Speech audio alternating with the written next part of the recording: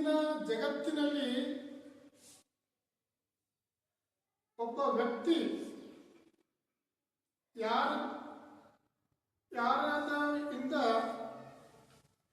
ಒಂದು 10,000 ರೂಪಾಯಿ 20,000 ರೂಪಾಯಿ ಸಾಲ ತೆಗೆದುಕೊಂಡನಂದ್ರೆ ಆತ ಪುನಃ ಕೊಟ್ಟಂತ ವ್ಯಕ್ತಿ ಎದುರಿಗೆ ಬಂದಾಗ ಆತನಿಗೆ ಕಾಣಬಾರ್ದು ಅಂತ ಹೇಳಿ ತಲೆ ತಿರುಗಿಸಿ ಹಿಂದಕ್ಕೆ ಹೋಗ್ತಾನೆ ಮನುಷ್ಯ. ಆದ್ರೆ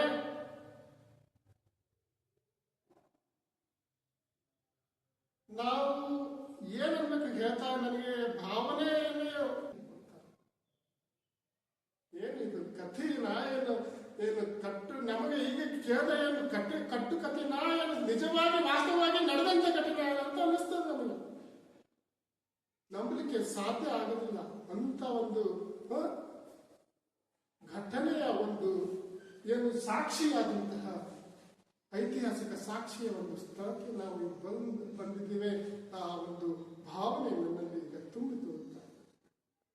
ಹಣ ಇಲ್ಲ, ಬಂಗಾರ ಇಲ್ಲ, ವಜ್ರ ಇಲ್ಲ, ವೈಡೂರ ಇಲ್ಲ, ಬಸವಣ್ಣನವರು ಏನು ಕೊಳ್ಳಿಲ್ಲ.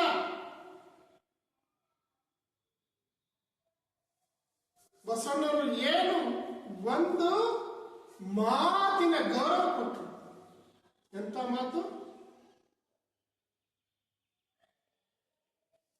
ಹರಳಯ್ಯನವರು ಕುದುರೆ ಮೇಲೆ ಬರ್ತಾ ಇರುವಂತಹ ಬಸವಣ್ಣನವರಿಗೆ ಶರಣಪ್ಪ ಶರಣ ಅಂದ್ರೆ ಬಸವೇಶ್ವರರು ಕೇವಲ ಒಂದು ಮಾತು ಜಾಸ್ತಿ ಹೇಳಿದ್ರು, ಶರಣು ಶರಣಾರ್ಥಗಳಂತ ಹೇಳಿದ್ರು.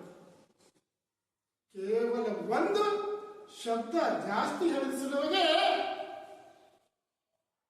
ಹರಳಯ್ಯನವರು ಏನ್ ಹೇಳ್ತಾರಂದ್ರೆ, ಬಸವೇಶ್ವರರ ಋಣ ನನ್ನ ಮೇಲೆ ಜಾಸ್ತಿ ಆಗಿದೆ ಅಂತ ಹೇಳ್ತಾರೆ.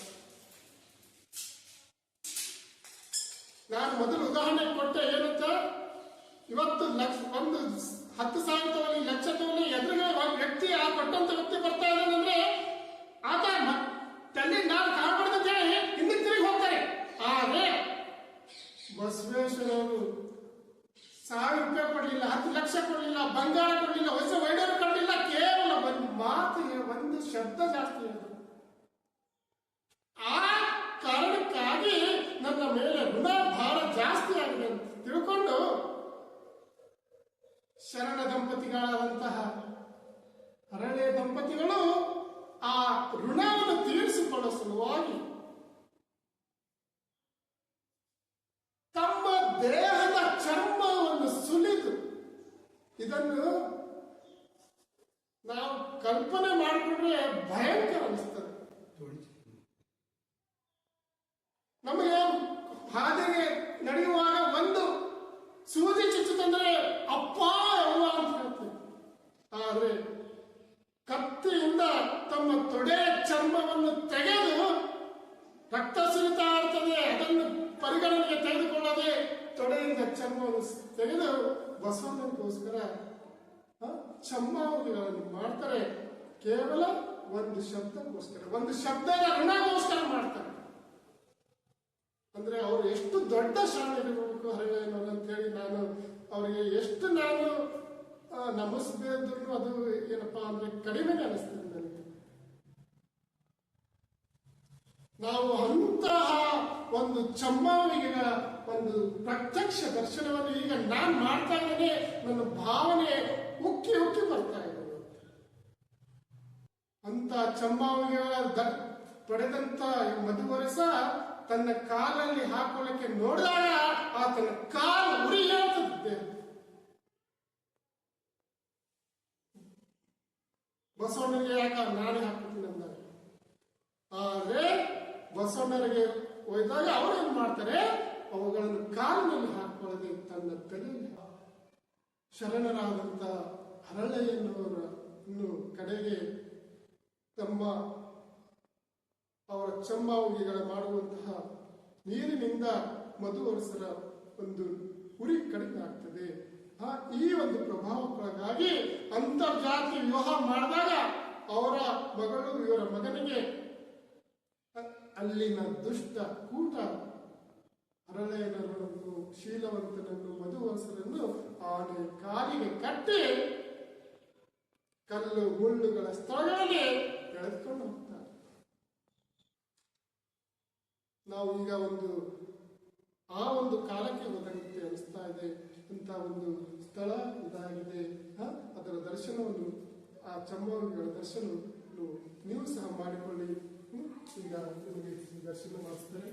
ಮೊದಲು ಇದು ನೋಡಿ, ಬಸವೇಶ್ವರರು ತಮ್ಮ ತಲೆಯ ಮೇಲೆ ಚಮಾವಧಿಗಳನ್ನು ಇಟ್ಟುಕೊಂಡಿದ್ದಾರೆ.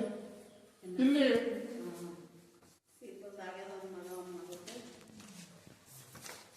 ಇದರಲ್ಲಿ ತಮ್ಮ ತೊಡೆಯ ಚರ್ಮವನ್ನು ತೆಗೆದು ಚಪ್ಪಲಿಗಳನ್ನು ಮಾಡುತ್ತಿರುವಂತಹ ದೃಶ್ಯವನ್ನು ನೀವು ನೋಡ್ತಾ ಇದ್ದೀರಿ. ಬ್ರಾಹ್ಮಣರಾದಂತಹ ಮಧುವರ್ಷರ ಮಗಳ ಬಹುಶಃ ಲಾವಣ್ಯವನ್ನು ಹರಳೆಯನ್ನ ಮಗ ಶೀಲವಂತನಿಗೆ ಕೊಟ್ಟು ಮದುವೆ ಆಗ್ತಾರೆ. ಅದರ ಫಲವಾಗಿ ಅದರ ಒಂದು ಏನಾಗ್ತದೆ, ಅದು ಎದಕ್ಕೆ ಕಾರಣ ಆಗ್ತದೆ ಅಂದರೆ, ಮೂರನ್ನು ಆನೆಯ ಕಾಲಿಗೆ ಕಟ್ಟಿ ಎಳಿತಾ ಇರುವಂತ ದೃಶ್ಯವನ್ನು ತಾವಿಲ್ಲಿ ನೋಡ್ತಾ ಇದ್ದೀರಿ. ಈಗ ಚಮಾವಿಗೆ ದರ್ಶನ ಮಾಡಿ.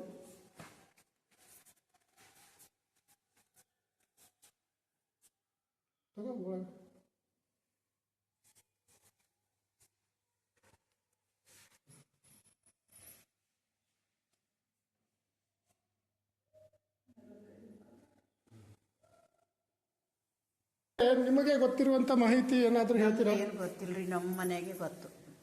ಯಾವಾಗಿನ ಹಿಡಿದು ಇದೆ ಅಂತ ಹೇಳ್ತಾರಲ್ಲ, ಅದೇ ಹೇಳಿ. ಎಷ್ಟು ತಲೆಮಾರು? 12ನೇ ಶತಮಾನದಾಗ್ರಿ. ನಿಮ್ ತಲೆಮಾರು ಎಷ್ಟು? ಈಗ ನಮ್ಮ ತಲೆಮಾರು ನಮ್ಮ ಮಾವನ ಕೈ ಮೇಲೆ, ಮುತ್ತನ ಕೈ ಮೇಲೆ, ಎಲ್ಲರ ಈಗ ನಮ್ಮ ಮನೆಯವ್ರ ಕೈ ಮೇಲೆ ಆದ್ರೆ 14ನೇ ತಲಿ ರೀ ಇದು. ನಮ್ಮ ಮಗ ಒಬ್ಬ ಆದ್ರೆ ಮತ್ತೀಗ 15 ಮುಗಿದು 16ನೇ ತಲಿ ಚಾಲು ಆತಾರ. ಇಷ್ಟೇ ಗೊತ್ತಿದ್ದಿದ್ರಿ, ಮತ್ ಮುಂದೆ ನಮಗ್ ಬಿ ಏನು ಗೊತ್ತಿಲ್ಲ. ಎಲ್ಲರೂ ಅನ್ನೋದೇ ಗೊತ್ತು ನಮಗ್ ಬಿ. ನೀವು ಲಿಂಗಾಯತರಿದ್ರಿ? ನಾವು ಲಿಂಗಾಯತರಿದ್ರಿ. ಇದು ಇವು ಸಮಗಾರವರು. ಹಾ, ಸಮಗಾರ.